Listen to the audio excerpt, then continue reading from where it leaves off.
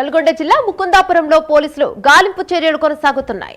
గల్లంతైన దంపతుల కోసం రెస్క్యూ సాగిస్తున్నారు. కాలువలో నీటి ప్రవాహం ఎక్కువ ఉండటంతో రెస్క్యూకు ఇబ్బందులు కలుగుతున్నాయి. సాగర్ ఎడమ కాలువలో కారు బోల్తా పడడంతో భార్యాభర్తలు గల్లంతయ్యారు. దీనిపై మరింత సమాచారం మా కరెస్పాండెంట్ శంకర్ అందిస్తారు. రైట్ శంకర్, ఏంటి అప్డేట్స్?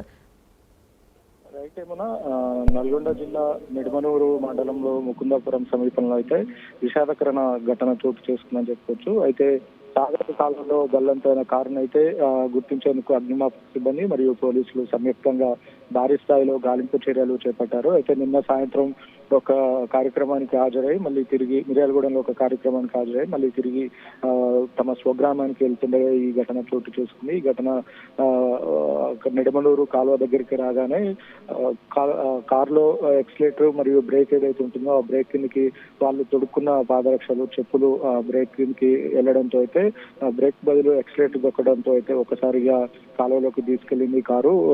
అది గమనించిన స్థానికులు ఎవరైతే ఉంటారో వెంటనే కాపాడే ప్రయత్నం చేశారు. కానీ డ్రైవర్ ఒక్కడే బయటపడ్డ పరిస్థితి కనపడుతుంది. డ్రైవర్ ని స్థానికుల సహాయంతో బయటకు తీశారు.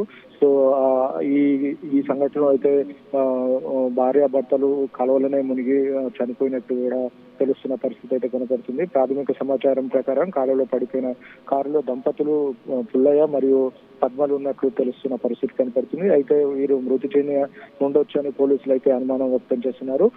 కారులో గుర్తించేందుకు ప్రత్యేక బృందాలు అవసరమైతే పరికరాల శోధనతో కూడా కొనసాగిస్తున్నారు.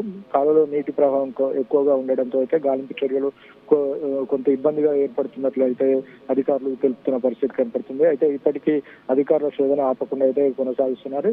మొత్తంగా ఈ ఘటన ఏదైతుందో ఈ ఘటన విషాద ఛాయలు ఆలుకున్నాయని చెప్పుకోవచ్చు వారి స్వగ్రామంలో. అయితే నెడనూరు దగ్గర ఉన్న సాగర్ ఎడమ కాలువ ఏదైతే ఉంటుందో సాగర్ ఎడమ కాలువలో కారు మునిగిపోవడంతో అయితే అధికారులు నిన్న నైట్ నుండి ఇప్పటి వరకు అయితే గాలింపు చర్యలు చేపడుతున్నారు. నిన్న నైట్ చీకటి పడడంతో అయితే కారుని గుర్తించలేకపోయారు. ఈరోజు తెల్లవారుజాము నుండి గాలింపు చర్యలు వేగవంతం చేశారు. ఇంకా మృతదేహాన్ని బయటకు తీసే పరిస్థితి అయితే ఇంకా కనపడట్లేదు. అంటే తప్పించుకున్న డ్రైవర్ ఏదైతే ఉంటుందో డ్రైవర్ ప్రాణాలతో బయటపడ్డారు కానీ వృద్ధులు బయటపడలేకపోయారు.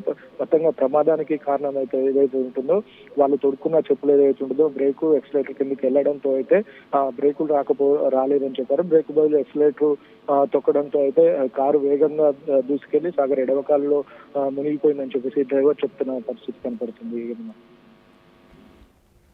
Right, thank you.